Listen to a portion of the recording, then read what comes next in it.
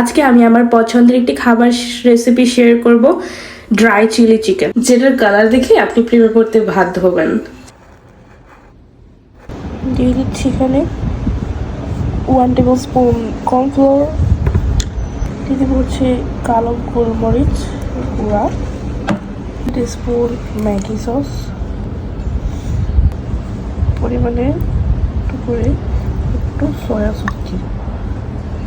তারপর এটা হচ্ছে ম্যারিনেট করে রেখে দেবো কিছু ঘরের জন্য, ততক্ষণ না বরবটিটা আমরা ভেজে নিচ্ছি। ততক্ষণের জন্য এটাকে ম্যারিনেট করে রেখে দেবো।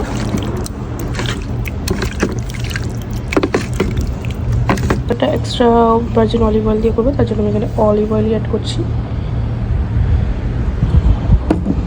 পরে এটাকে এখন আমি মিক্স করে নেবো।